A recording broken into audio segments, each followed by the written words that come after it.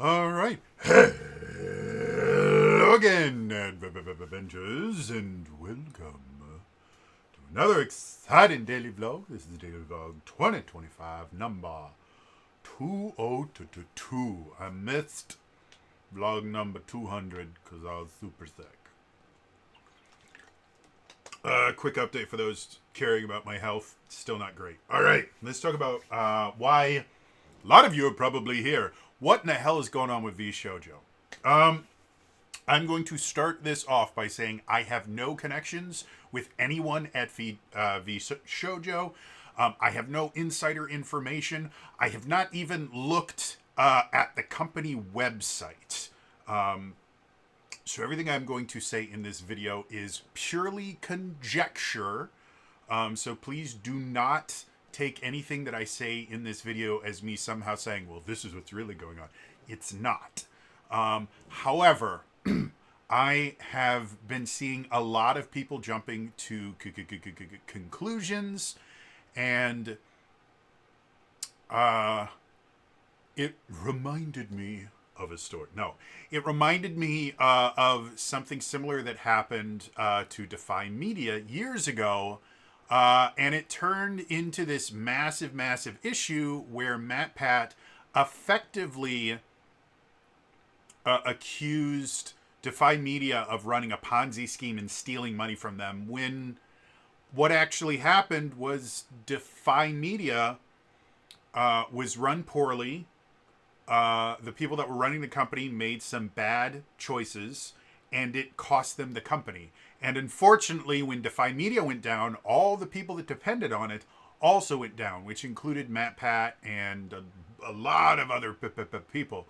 But it was not scheming, ooh, I'm going to steal all the monies. No, everything that they did, not only was it perfectly legal, but it's actually, it's actually relatively common business practice that was just done exceptionally badly.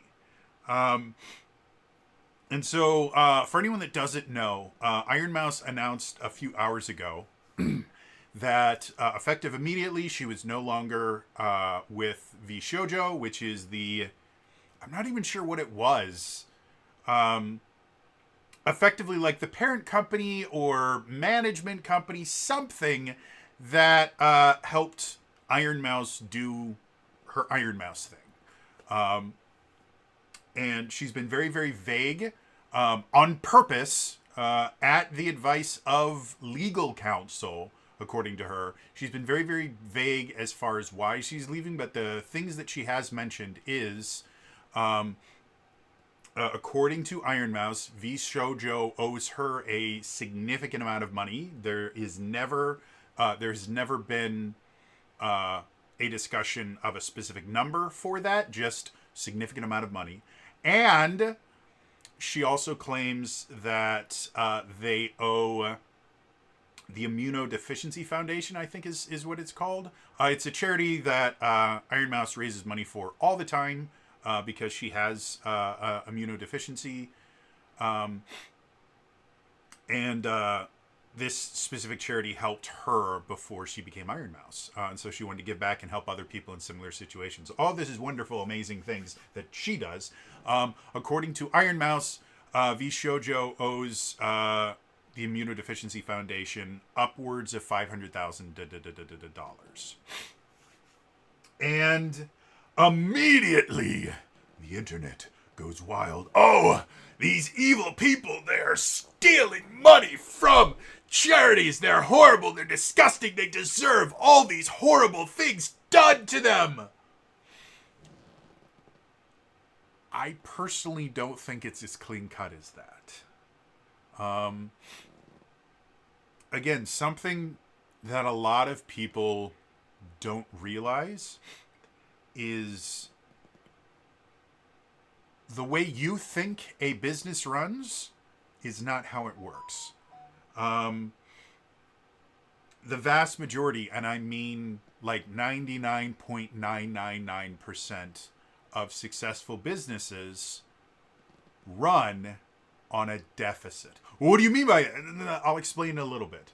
But the way that people think most businesses are run is just not how it works. You don't have some like random dude sitting on a big throne with a giant pit of money in front of him going, I will take this money and put it in my pocket, and I will take this money and burn it because I control all the monies. Yay! And then there's a little table of people there going, yes sir, yes sir, yes sir. It's not how businesses run. They're incredibly complex.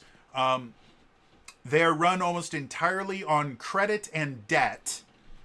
And 9 times out of 10, when something like this happens where a very large company is suddenly like missing money for some odd reason, it has nothing to do with like embezzlement or theft or fraud or anything like that, and everything to do with the fact that they leveraged their debt poorly, and one of their many creditors, generally a large bank, will go, we don't think you can cover your debt, so you need to pay us all our money now. And as soon as one creditor does that, everybody else immediately jumps in, because nobody wants to be the last creditor that doesn't get their money back.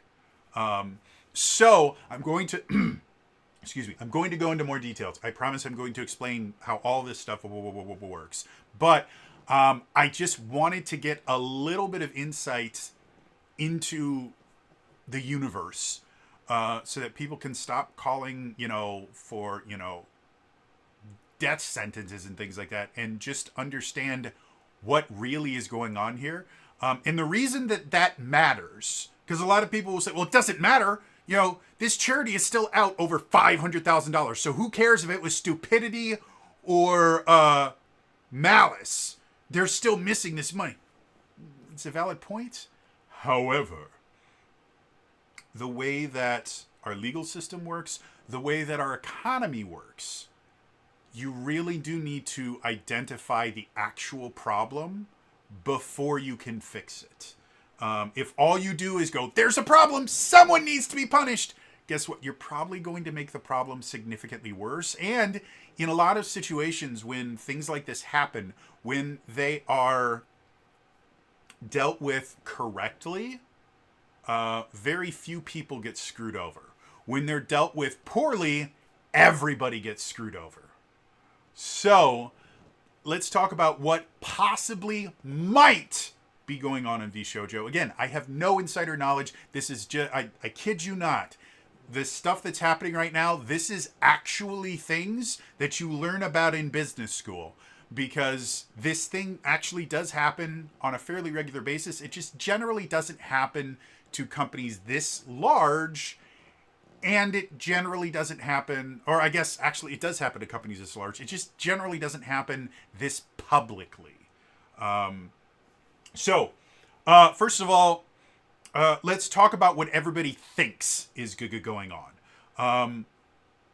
As soon as Iron Mouse made the video, everyone starts going, God, Vshojo is just this horrible, disgusting company.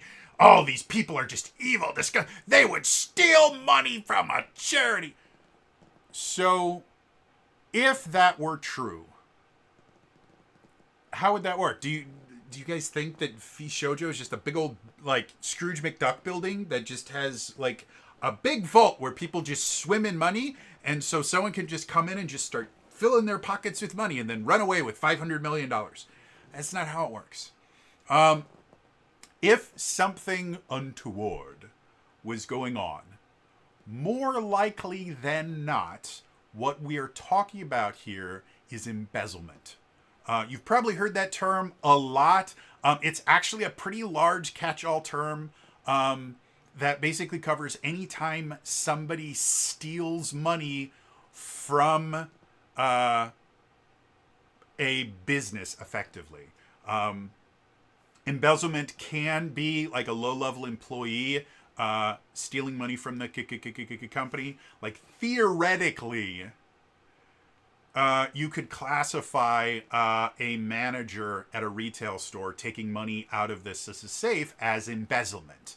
So that is one version of it. Another version is someone at the very top does the exact same thing, where they're just skimming money off, or they're just taking money. Embezzlement is we're going to try this one more time. Embezzlement is a version of fraud. Fraud is criminal, depending on how you commit the fraud, the specific flavor of fraud that you commit, and generally, most importantly, how much money was involved in the fraud. You can have misdemeanor charges or criminal charges. For embezzlement in general, like the monetary amount has to be pretty small to not get felony charges. And that's what I meant, misdemeanor or felony. That's what it was. It has to be real small. Like, it depends on jurisdictions and things like that. I'm not 100% certain. I've heard numbers anywhere from like $750 to $1,000, sometimes upwards of, $2 to $5 grand, things like that. Again, context is really important. If what happened at Vshojo is some version of embezzlement where someone was literally taking money out, I have a hard time believing this is not felony style charges. If anyone is unfamiliar with how like the U.S. legal system works, we have basically two levels of crime. There's technically a lot more in there, like you have first degree felonies versus second degree felonies and things like that. However, the really easy way to kind of separate crime, you have misdemeanors and you have felonies. Misdemeanor crimes are basically any crimes that if you're found guilty, you will spend a maximum of 1 year in jail. I don't know if there's monetary limits to like damages and things like that involved in misdemeanor crimes, but I do know jail time is limited to a year. Once the crime is big enough that it would give you more than a year for that specific crime, not all your crimes combined, but that specific crime would get you longer than a year in jail, it's upgraded to felony, and that just means you theoretically can get more than a year in jail, and you won't be going to jail, you'll be going to prison. Now, again, there's a lot more that goes into the differentiation between a misdemeanor and a felony, but for most people's understanding, misdemeanor less than a year, felony more than a year. Easy enough. Okay, so if that was happening at Vshojo, what would it look like? Well, effectively, as far as I can tell, and again, this is just me gleaning information from what other people have said and similar incidents from before, like the Defy Media or a lot of other multi-channel networks that used to exist, all operated in a similar fashion. Basically, how they would work is old multi-channel networks, what they would do is when you would sign to them, you would basically sign over your AdSense account to the multi-channel network. So any ad revenue that you got from your videos went directly to your multi-channel network, who would take their cut, and then they would give you the remainder. That was one of the reasons why when Defy just up and disappeared, it screwed over so many creators, because it's not an instant pass-through thing where it goes to your multi-channel network, they instantly take their cut, and then it instantly goes to you. No, what happens is the money comes in waves, because Google will only pay out in certain increments and at certain times and things like that. The money then goes to the multi-channel network, who has to verify, first of all, that they've got the right amount of money. They have to make sure that the money is in the right accounts and that they know where things are going through. They take away their portion, and then on a specific schedule, they will pay out their creators. This actually benefits everybody in the long run, because anytime you move money from one place to another, it costs money. Somebody has to pay to make the, numbers in this account move to the numbers in this account. So having payments that come on a set schedule is how things work. However, if the company just vanishes out of existence before the point that they would normally put these payments out, then that money kind of goes into a weird place, because at that point it's technically owned by the multi-channel network or management company or whatever it is. So if something happens where a bunch of creditors, the people that owned the debt that the company has, says, hey, we want our money now, well, they can do what's called freezing the assets of the company, meaning the company is not only legally not allowed to move money around in any way, shape, or form, they are physically incapable of doing it. The money can't go anywhere. And once that happens, all the different creditors get to go, that's mine. And then they get to take it. And then other people. And then once all that is done, they will unfreeze the accounts, and anything left over can be used by anyone that doesn't have some sort of contract stating this is my money. And if the money runs out before the last person gets their pay, then the people further down are just kind of screwed. So if this was an embezzlement type thing, that's where it would be happening, is when the money goes to whatever this management company is or whatever it is. Again, I don't quite understand how it works, but this makes the most sense to me, is that this management company was intercepting the money that goes to Iron Mouse and the other people there as part of their management duties. And if it was actual fraud, that's where or actual embezzlement, that's where it would to take place. And a lot of times, the way that is done is they simply, they used to call it cooking the books. Basically, they will take in money, but they'll claim, oh, well, we didn't actually to take in. That's what a lot of people think happens. Like, oh, we just changed over. That's actually really, really hard with how digital everything is. However, what's significantly easier is you do either what are called cash payouts, which is really, really common in businesses in general. There are some situations where it's just better to deal in cash. And so you might just have a check that's written out to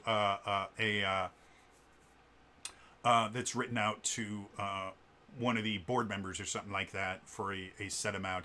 And so one of the ways that people theoretically might have been able to embezzle is they just keep doing these little payouts to them. Another way that's more complicated but more difficult to kind of figure out is they create things called shell companies, where it's basically they create this company and they pay this company to do something, but the company doesn't ever actually do it, or they overpay a company and then that company gives them some sort of kickback. Both of these things are common embezzlement schemes, and both of them are very, very easy to figure out if you have enough information. Like I said, the cash payout one is the absolute easiest one in the world to figure out, and it's very, very rare that you're ever able to get a significant amount of money from doing something like that. The one we're using shell companies or dupe companies, where you've basically just gone to a company that either already works for you, or you find a new company that has a service that you're going to need, and you go, hey, listen, if I give you this contract, I'll pay an extra 10% if you ignore the fact that there's an extra $20,000 going to your company. I'll just take care of that for you. Things like that can happen. The more people involved, the easier it is for someone to screw up, and the bigger the numbers, the easier it is for it to be found out. Do I think that's what's happening at Vshojo? Absolutely not. Like I said, embezzlement in general is not it's really, really difficult to do it well. It's very, very easy to do it poorly. But when we're talking about in the neighborhood of the only numbers we have heard is more than $500,000 has not gone to a specific charity, which means more than that money is missing right now, is not going where it's supposed to go. So the idea that anybody involved in this company could walk away with $500,000 and nobody noticed until now, I don't think it's possible. Are there other ways that someone could quote unquote steal the money as part of Vshojo? technically, yes. I mean, there's other forms of fraud that can get you money. You know, there's things like insurance fraud where you do something and then using, you know, bad people, you get the payout to yourself despite the fact that the insurance shouldn't have been paid out. Or there's lots of other ways to do that. All of them are very, very, very trackable, let's just say. And it takes an incredibly intelligent and conniving person to be able to pull them off in any large way. Now, there is something that's actually working in Vshojo's favor, which is the idea that, and I've mentioned this before, creatives generally tend to not be great with business. It was one of the reasons why MatPat still has this video up where he just lampoons about, it's not fair, it's our money. No, it's not. It's their money, and the reason it's their money is because you gave it to them. That's how businesses work.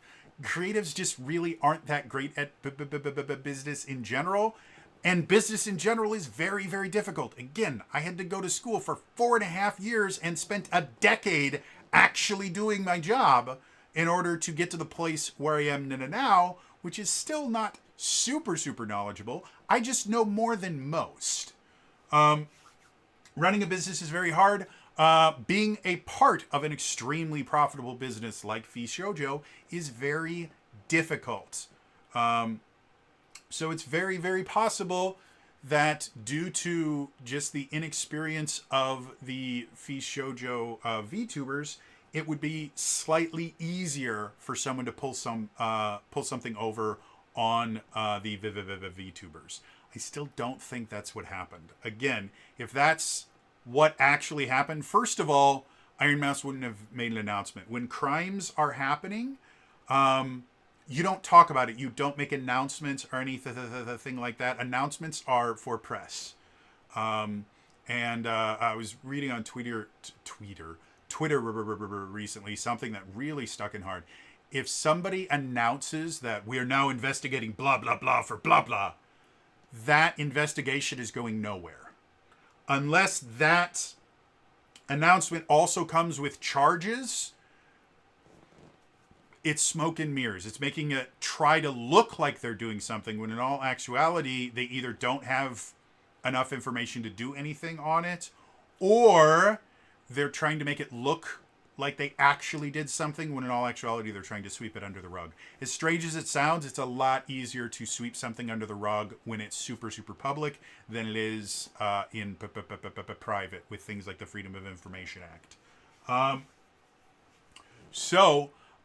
My personal theory, I do not believe there's any sort of fraud or embezzlement involved with Vshojo, because if there were, no one would be talking about it. We wouldn't find out anything until arrests were made. And we have seen this happen.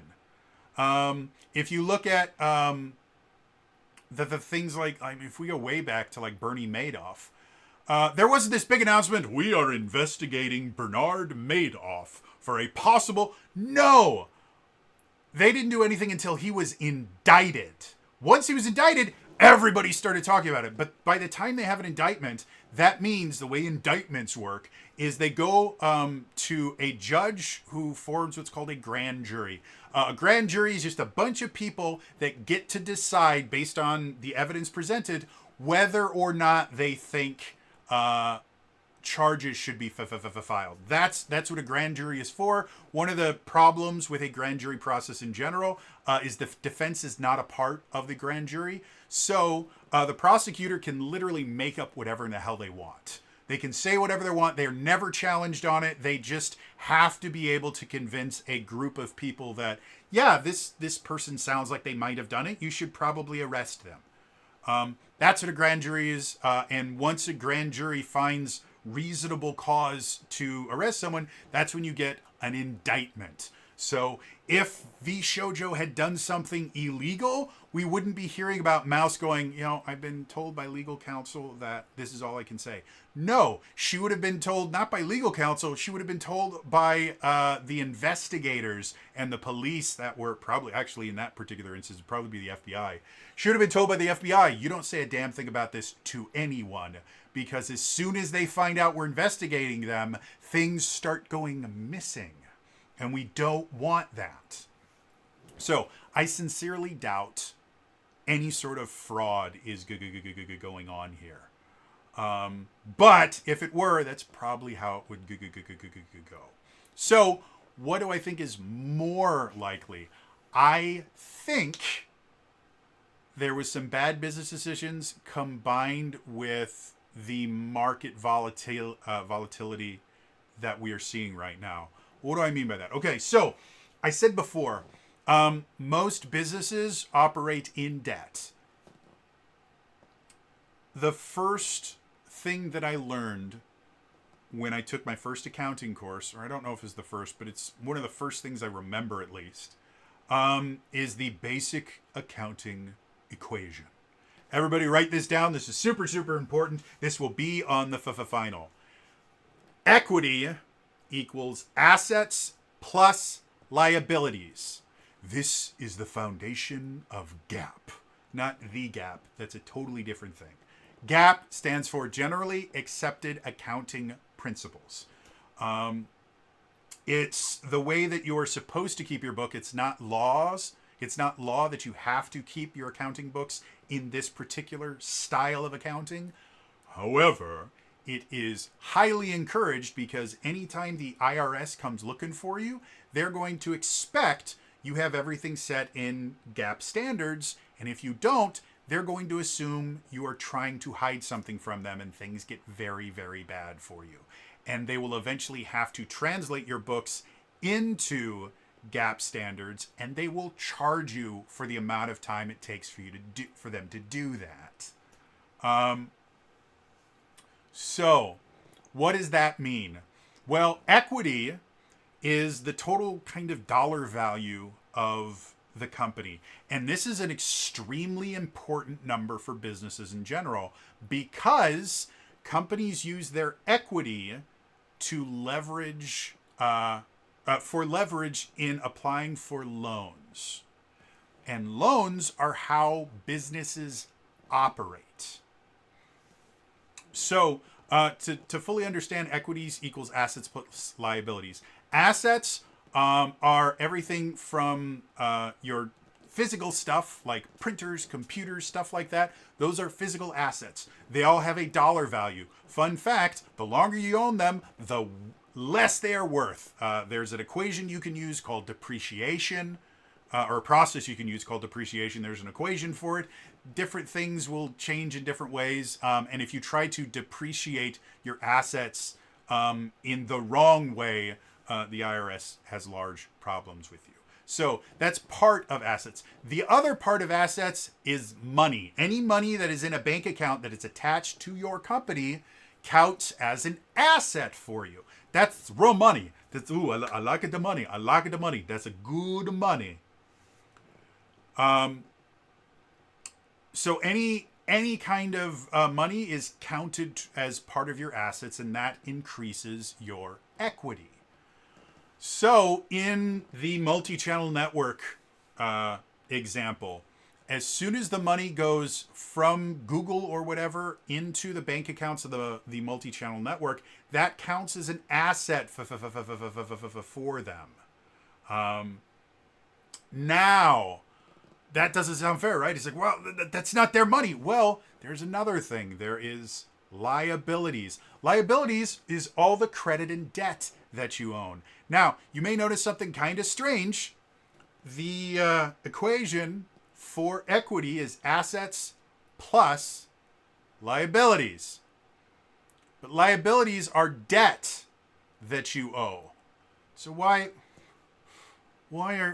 are you adding the debt to your assets? I don't 100% understand that particular aspect of accounting. Again, I despise accounting. I believe wholeheartedly that it was created by the devil. I have a friend whose sister is an actual accounting person. Like, she has like a tax company, and she's very, very knowledgeable about it. She might understand this. It has been a long time since I took my accounting courses. I've forgotten a lot of it.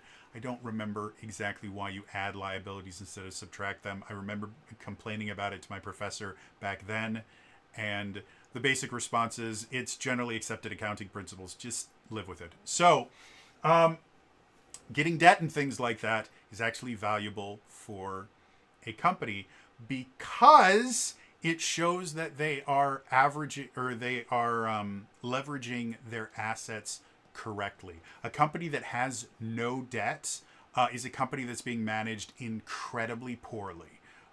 Companies should constantly be leveraging their equity to get loans out so that they can use those loans to buy new assets, whether those assets are new property, they are new services, whether it's just they're putting money into accounts to help it grow in various ways. A well-run business is constantly leveraging its assets and equity to get loans to help improve the business. Anytime you have money literally just sitting in an account doing nothing, you are doing bad things for the company. Bare minimum, invested in something so you get some sort of return on it. So the liabilities aspect is where a lot of companies go wrong. If you over leverage your company, because again, the equity equals assets plus liabilities. If you're leveraging your equity, you have to prove where your equity comes from. So you have to actually list your assets and you have to list your liabilities. So when you're applying for these loans, the different creditors that you have are also aware of the loans that you already have when you are requesting this loan. So that means that they're aware of, well, how much have you leveraged this company? And that will affect how much they're willing to give you, because the entire purpose of a loan is for them to give you money and then for you to give it back with interest. And that's how banks make money. And they're very, very good at making money. Well, most of them are. We're not going to talk about 2009, but in general, banks tend to be very, very good at making money. They're not very good at making you money, but they're sure as hell good at making themselves money. And so part of this process is you apply for loans. And you say, hey, I've got this is my equity. I've got this much assets. I've got this much in liabilities. And you will have some sort of a plan that explains, okay, and this is what I'm going to do with it. If you give me this money, it's going to make me this much money, which means I'll be able to pay you back on this date with this much interest, and we're both going to make lots and lots and lots of money. So all of that is based on conjecture and speculation. As time moves on, things change. When a company over leverages itself, generally what that means is either it applied for a bunch of different loans thinking that it was going to do super, super well and then it didn't, or it immediately takes all of its loans and turn them into assets that depreciate too quickly. Whether that is from, hey, we decided that we're going to buy everybody a brand new Maserati. And then the second that those company cars are driven off the lot, they depreciate half their value. And so your liabilities are still there, but your assets take a nosedive, which kills your equity. And then the bank, which is monitoring all of this, goes, oh, wait a minute. We gave you money, and you said you were going to do this thing. Well, you did this thing, and now you have significantly less money.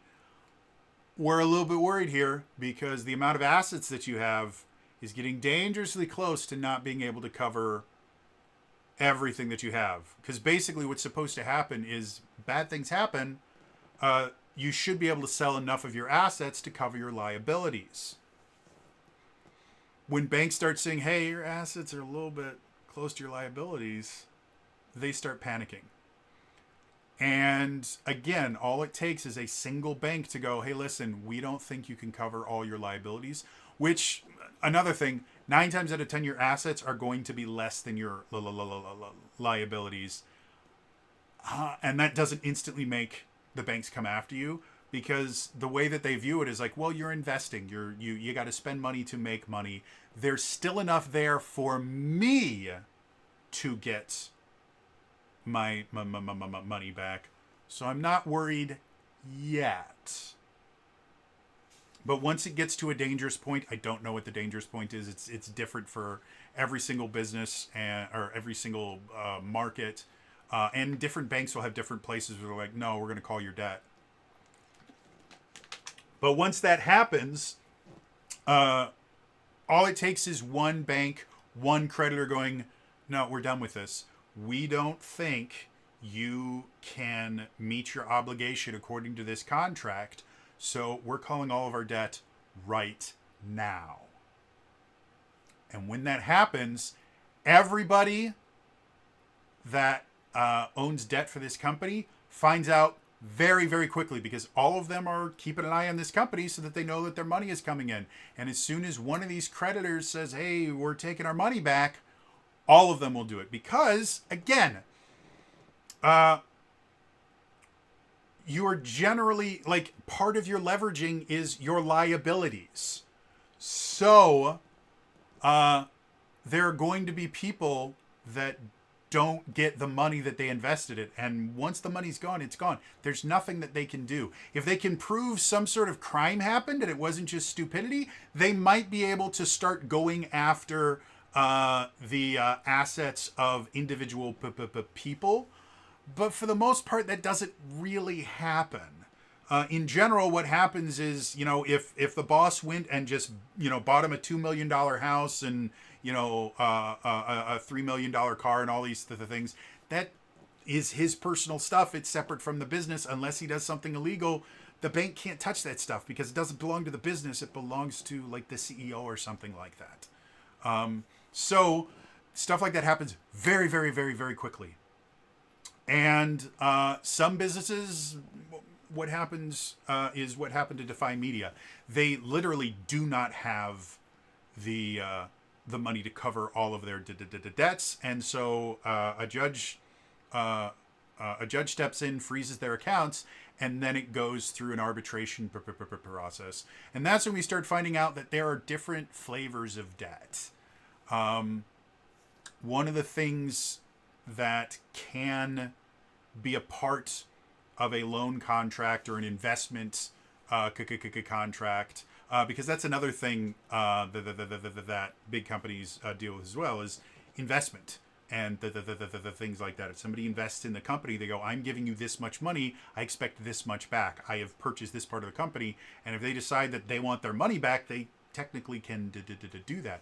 And so there's different levels of liabilities and debt, and you can have what's called preferred.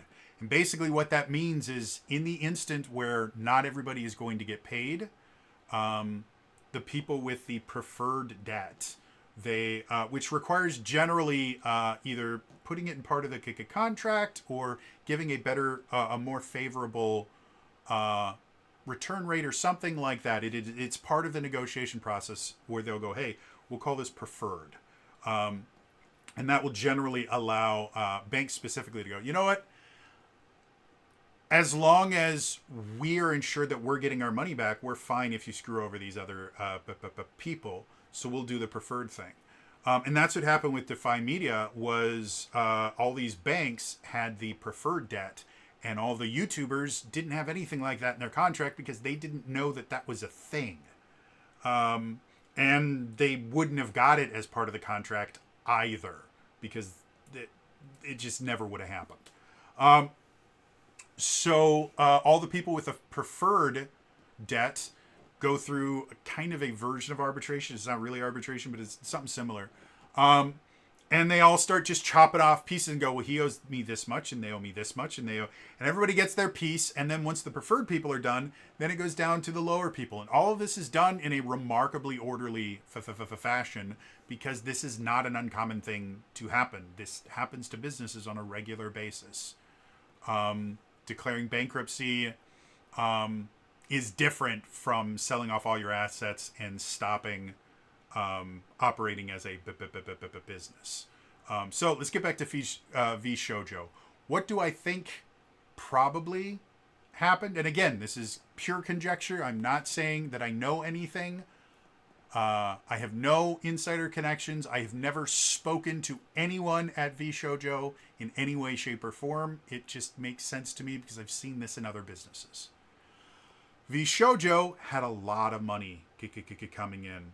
And they used that money in a bunch of different ways. Part of it was to get loans and things like that so that they could buy things. They also used it to attract investors, things like venture capital and other stuff like that. And so they would show, hey, we have this much money in our bank account right now. So if you just give us another 150 million, you can see we already have this much money in our bank account. We're good for it. We're totally great. And then the economy shifts like it has been recently. And you had somebody that was over leveraging, or probably quite a few different people that were over leveraging, going, hey, we want to get this person signed to our company. So we're going to give them this signing bonus. And we're going to do this, this, and this. And in order to do that, they go, well, we don't technically have that much in profit. So what we're going to do, we don't have to pay out this particular amount of money until this date. And we know we're going to be getting more money in, so we're going to take some money out of this account to pay for this thing right now, whether that's taxes, whether that's signing bonuses, whether that's acquisitions that they need to make for a billion different things. Marketing is another one that people always undervalue. Hey, we've got to, put a down payment for this marketing push.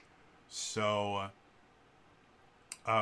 we're just going to take it out of this account, because by the time we have to actually pay that money out, we're sure we're going to have enough money in that account to do that. Like, that's not that big a deal. And if we don't, we can shift other funds around. Again, having set pay periods gives them a lot of ability to move money around.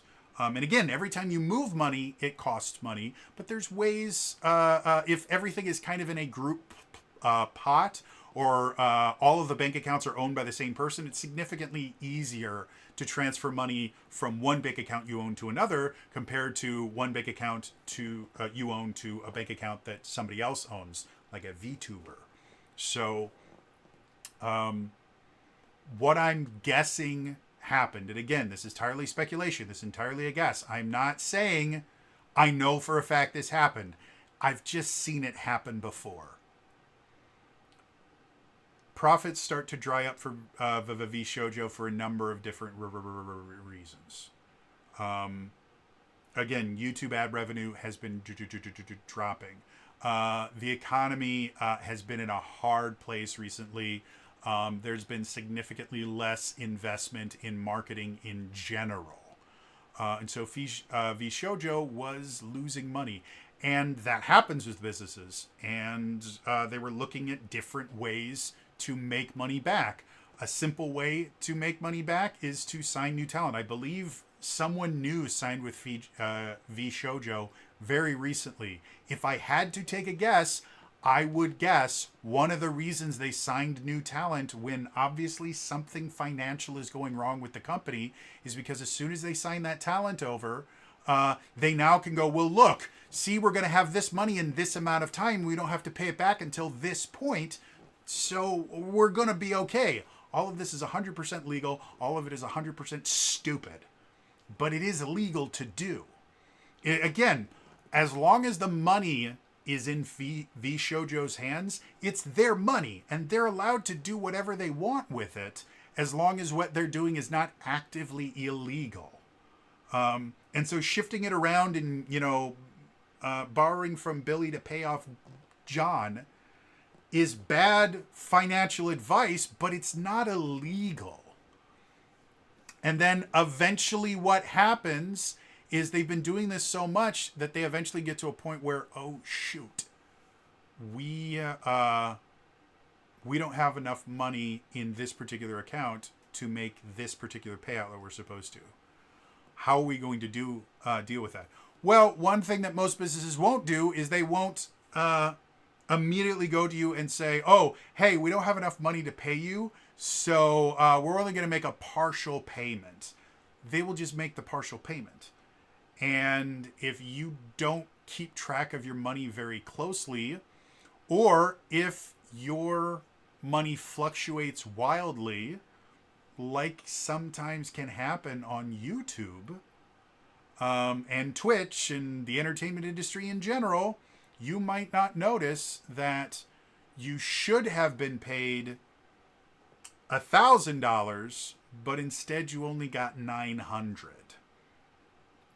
And that allows them to balance the books enough. Again, in the actual books, it's going to show all of this red, where, hey, we owe all this money that we're supposed to be giving out. Like, we are now in debt to ourselves. You never want to be in debt to yourselves. You want to be in debt to other people. So now we are in debt to ourselves. We got to start doing something. And again, there's a bunch of different ways that you can deal with that. This is not an uncommon thing to happen to businesses. This is not massively common. It generally means somebody is doing something wrong, but lots of people do wrong things in business. That's how people learn.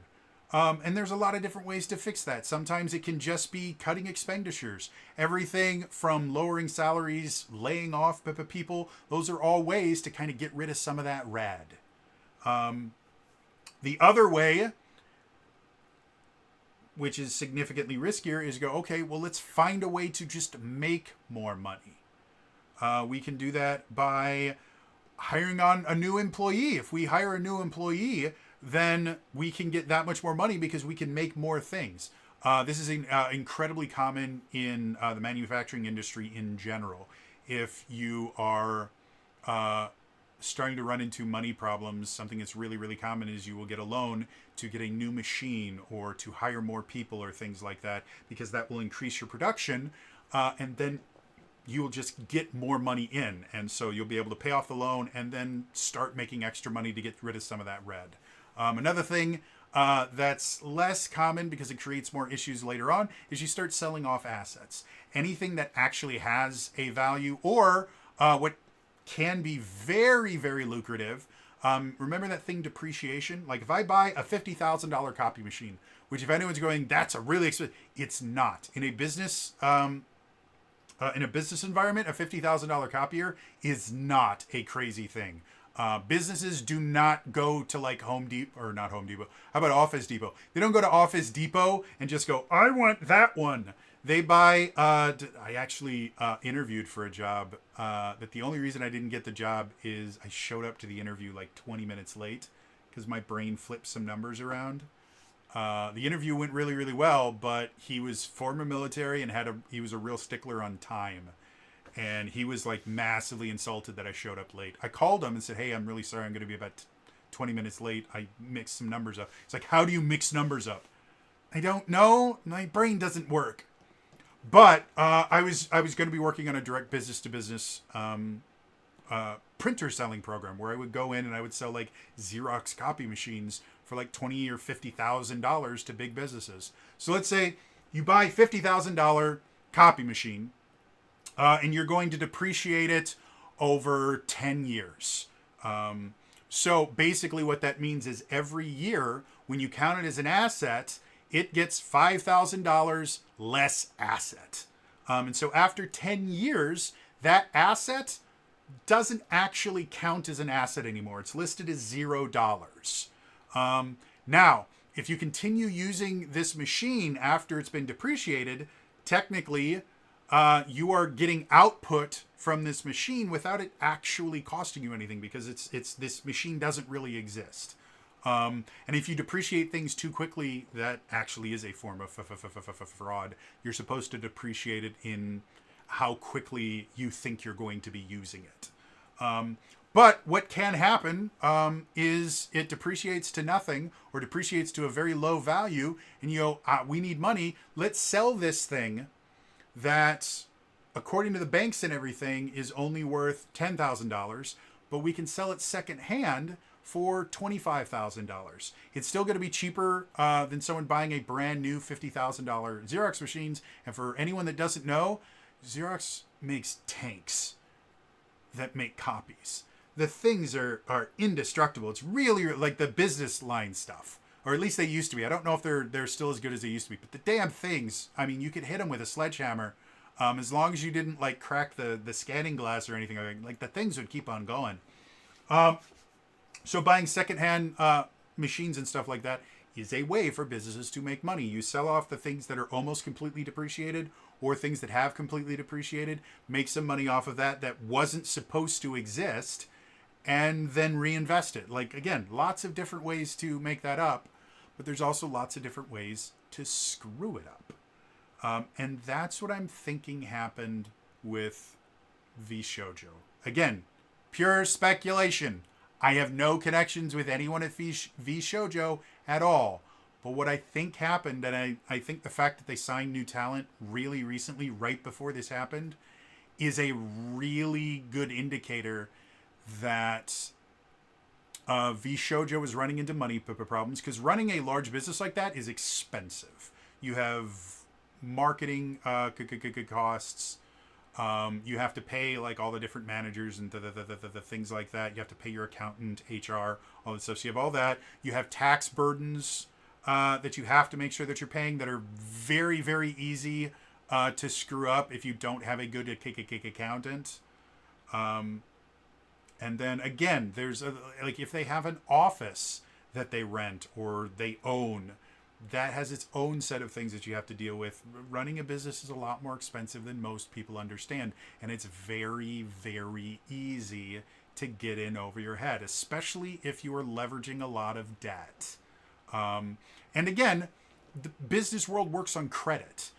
So in addition to having liabilities against you, businesses will give credit to customers.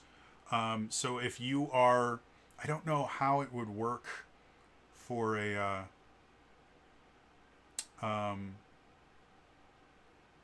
for Vshojo, but when I learned about this particular property or process, it was in one of my project management classes, and we were talking about manufacturing. And so something that is extremely common is, let's say you make nuts.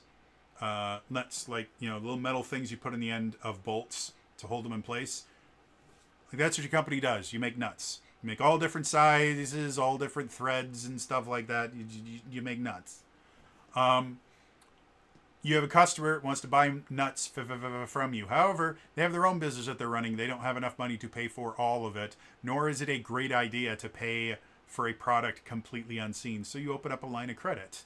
Hey, I need this many nuts. You open up an account with this company, and every month they're expected to either pay off their account or pay a certain amount on that account, and the rest of it is listed as credits in your accounting. This is how much money is owed to you. I have no idea how Vshojo would have credits, because I don't.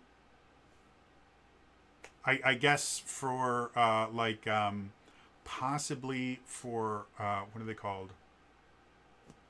Ads, promotions, and the things like that. If they have a company that they work with on a regular basis, they might have like a credit system where they go, okay, every time we do an ad read in one of our things, you owe us this much money, so we'll just keep track of that. We'll send you a bill every month, and then you have to pay us that much. They might have that, and so what can theoretically happen is one of the people that they have credits for stops paying them for whatever reason. The company might have gone out of business. The company just could be in default, where they're just not paying. Lots of different things, but they were expecting this amount of money, and now they don't have it. And just because somebody hasn't paid them doesn't mean that they can just go to somebody else that they're supposed to be, like, go to the bank where they're supposed to be making payments on their debt every month and go, hey, you know what? We were gonna pay the loan this month. However, we opened up this big account with this company. We opened them up a line of credit because it just made sense, and they kind of haven't paid us. So as soon as they pay us, we'll pay you. And the bank would go, that sounds like a you problem. We have a contract. It states you pay this amount on this date. If you don't pay this amount on this date, we charge an additional late fee. And the longer it takes for you to pay it, the more we're going to charge. And if it gets too far, we're just going to say, as part of our agreement, we want all of it. And that's when bad things start happening. Now, does that mean that Vshojo is blameless? Is this me trying to say, hey, don't be mad if you... No. Not in any way, shape, or form. Like I said, there are lots of smart ways to deal with a loss of revenue. Over leveraging your company is not one of them. And if it was just someone doing something stupid, then yeah, they deserve to get punished over that. Because again, and this is something that I try to impress upon people a lot. Anyone that kind of gets super, super happy when some big company that you don't like loses lots of money, like, yeah, hooray, Tesla stock is going down. Guess what? Elon Musk, not hurt by that in any way, shape, or form. He's a billionaire. Doesn't hurt him at all. You know who it does hurt? Everybody else in the company that haven't done a damn thing to you, that are trying to make ends meet. They might get fired. Their paychecks might be delayed. There's lots of different things that happen, but it's not the CEO that's going to get hurt. And now we are seeing this in real time. Stupid decisions are generally not going to hurt people on the top unless they were stupid illegal decisions. And like I said, doing something illegal is remarkably difficult. Or let me rephrase that. Getting away with something illegal long enough for it to be beneficial for you is remarkably difficult. You have to be pretty smart. You also have to understand the system pretty well. However, doing something stupid is remarkably easy. But those stupid things screw over a lot of people, and it's almost never going to be the people that you don't like. It's almost always going to be the people on the lowest rung of the ladder. And in this particular case, it looks like one of the people that is getting hurt is a charity. Because they are, in the eyes of this company, they are the absolute lowest rung of the ladder because the charity doesn't make them any money. Everyone else makes them at least some kind of money. It gives them some sort of value. The only thing that the charity does is theoretically donating to a charity can be written off on your taxes. But due to the fact that it wasn't technically their money they were donating, it was Iron Mouse's, I'm not sure how that works for taxes. So it might not have any value to the company once it's out. Whereas most charity donations actually make companies money because it reduces their tax burden. That's how things like the myth that Amazon pays no taxes is completely false. There was at least 1 year, I don't know if it's been multiple years, there was at least 1 year where they paid no federal income tax. And the easiest way you're able to do that is you give a bunch of money ways to nonprofits and you reinvest the rest in the business itself. And what that does is for each dollar, whatever you give away, you're allowed to reduce your overall revenue. And if you can reduce your overall revenue to a point where on the books you technically didn't make any profit, which is what they count as income, then you don't have any income tax to pay, or you get it low enough that the effective tax rate is next to nothing. That's how companies, quote unquote, can pay no, quote unquote, taxes. Amazon pays more taxes than I believe any other company in the country. Because they employ shit tons of people. Walmart might pay slightly more taxes than them. I'm not 100% sure. But they're one of the largest taxpayers in the company because they have to do things like they have to pay employment tax on every single one of their employees. They have to do payroll taxes. They have to do property taxes. Like they pay a shit ton of taxes. They were just able to avoid paying specifically federal income tax. That was the only thing they skipped out on. So going back to Vshojo, it's very possible, because again, I don't understand tax codes super, super well, and I'm the fact that technically it's Mousie's money that she's donating through them, I really don't understand how that works as far as taxes are concerned, because theoretically it might be a tax write-off for Mouse, it might be a tax write-off for the company, it might be a tax write-off for both or neither. I don't actually know. And I'm relatively certain that Iron Mouse didn't do it for the tax write-off.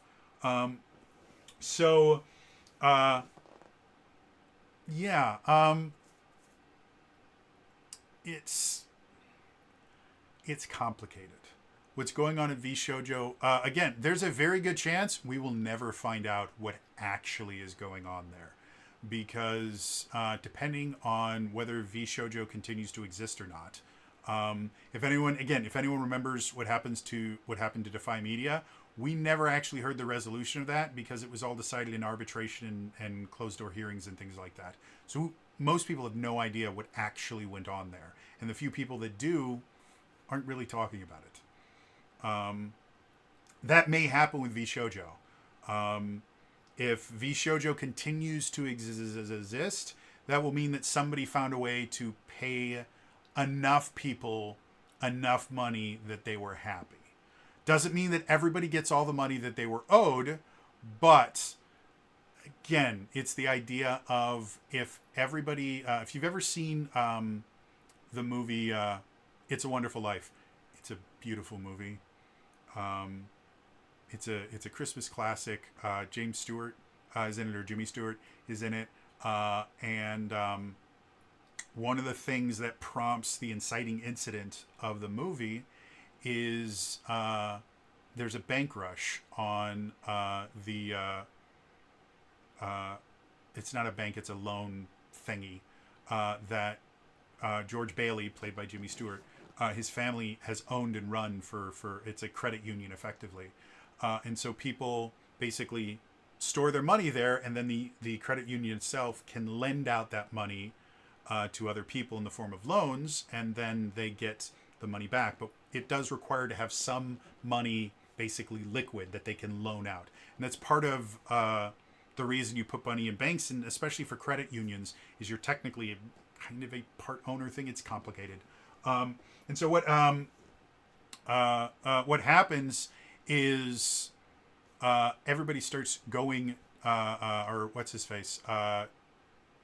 George's brother accidentally loses a deposit, and so they no longer have enough money in the safe to cover all of their stuff, which isn't the biggest deal in the world unless people come to collect. And again, if you have enough people, one or two people can come in and take all of their money out, and you're still able to cover it. But if everybody comes all at once, well, then they don't physically have enough money, and that's when banks can close.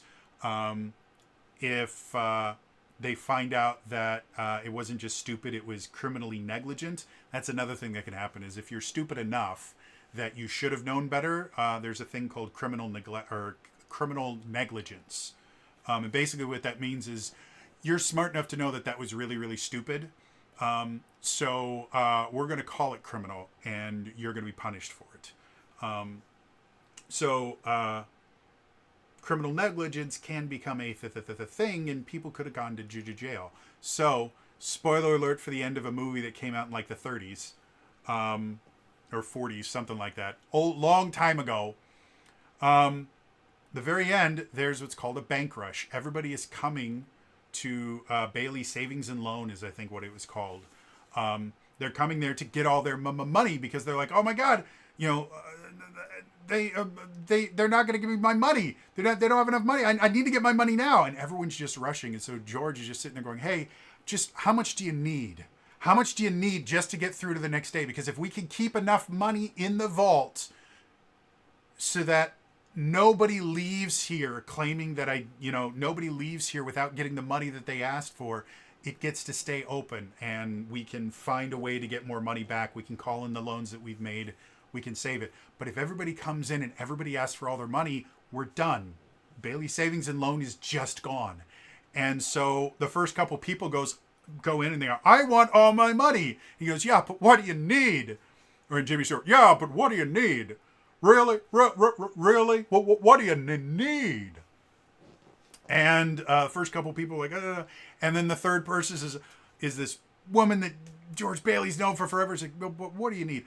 I only need $2 this week, because it's money from the 20s, and so the money went a lot further.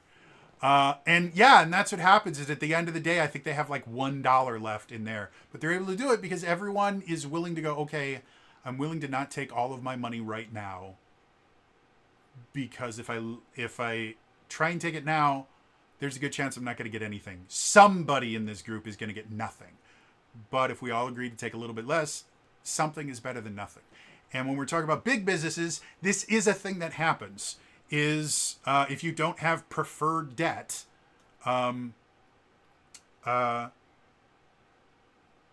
basically what it turns into is all the people that are trying to argue over the rest of the money, they have to sit there and go, well, I need the money more. Well, I need the money more. No, I need the money more. And there's a chance they're going to get nothing. And so, again, the arbitration process comes in. They go, okay, if you guys want to fight over this, we will put you in a list, and whoever's at the end of the list is getting nothing. Or you can all come up with a plan where you're not going to get all of your money, but you'll get something, and you can write this off as just a bad investment, which is a thing that can happen in businesses. So it's theoretically possible, if this is what's going on with Vshojo, which I'm not saying guaranteed this is what's happening, I'm just saying it makes sense to me. If this is what's going on with Vshojo, a lot of things are going to happen. And stuff like this takes a long time to fix. But what might happen is, if this is what's going on, everybody that they owe money to, which includes the VTubers, are going to have to figure out, well, how much money am I willing to take if it's guaranteed versus take them to court and try and extract the money away, which will cost you additional money in lawyers' fees and stuff like that. Vshojo may continue operating. I sincerely doubt Iron Mouse is ever going to be a part of it again, but they may continue operating. They might not, and if they stop doing business, that as much as like the internet hate mob wants, yeah, let them die, blah, blah, blah, that would be the absolute worst case scenario, because again, what happens then is the same thing that happened to Defy Media. The people that are on the lowest end of the totem pole get screwed. Vshojo's assets will be frozen. And then courts will come in and will start taking money out and giving it to the people that effectively have first dibs on it. And the VTubers are not going to be a part of that group. And after everybody that's got first dibs gets all of their money, everybody else gets to fight over the scraps, if there are any scraps left. And depending on how poorly Vshojo is doing right now, there might not even be enough to cover the preferred debt. So there is always an incentive for people to kind of work together and go, hey, we're willing to lose this amount of our loan as long as we can get this much. And that's what the legal process and the arbitration is all designed to do, is go, okay, if you guys want to be petty about this, half of you are going away with nothing. However, and it's going to cost you money to get your money because you're going to have to sue. However, if you guys are all willing to come to an agreement, we might be able to get most of you something instead of some of you everything and the rest of you shit. So, yeah. I hope this makes it slightly less confusing as to what's going on and how a company could just have that kind of money disappear. A lot of times it's not that difficult, especially when you're dealing with that amount of money going in and out on a regular basis. And again, it can just be poor business decisions. Nothing with malice, nothing that's done intentionally to screw people over. Just someone, sitting there going, well, if I do this, there's a good chance that I can make even more money. If you've ever seen Empire Records, amazing movie, one of my favorite movies of all time. Very beginning, Lucas, the night manager, finds out that their independent record store, Empire Records, is going to get bought out by a big franchise. And that's not right, because that's the man, and damn the man, save Empire. And so what he does is he takes the bank deposit for that night, and he goes to Atlantic City and tries to gamble with it to make more money so that he can save Empire. Unfortunately, he loses it all. Fun fact, that is a form of embezzlement. And so the whole plot of the movie is them having to deal with the fact that Lucas just lost, I think it was like $6,000 or something like that. And the business can't afford to just have $6,000 vanish. However, that is a real business thing. Going out and gambling, that's remarkably stupid. That is considered illegal. But gambling on a business opportunity is an extremely common thing. Signing new talent can be considered a little bit of a gamble, because just because they were doing well outside doesn't mean that they're going to do well as part of the group. So are a million other things. Making an investment, buying stocks or something like that, investing in crypto, other things. Like, there's so many different ways that they are sound business decisions that can just go really, really poorly. And if you make enough risky business decisions, eventually you can tank the business. And it does happen all the time. So, interested to hear from you guys. First of all, were you aware of the stuff going on with Vshojo? Second of all, what are you guys feeling? Like I said, the internet hate mob right now is basically declaring that Vshojo is a bunch of criminals. And I don't think that's going to be a thing. Again, if there really was something illegal going on at Vshojo, we wouldn't hear about it. It's monumentally stupid to do that. What I think is just a lot of mismanagement. And depending on how it resolves, it might resolve well. So what do you guys think? Do you think mismanagement is more likely? Do you guys think that I'm talking out of my ass here, and most definitely there's something criminal going on there? And what do you guys think about the future of Vshojo? Do you think it can even exist without Iron Mouse? I mean, Iron Mouse was the face of Vshojo. She was not the only person there. There are a lot of really, really talented VTubers that work for Vshojo, but Iron Mouse was a linchpin. And her leaving is definitely going to affect Vshojo in many, many different ways. So, interested to hear from you guys. Anyway, it's going to be all for me today. I will see you guys in the next time. All right? Bye-bye.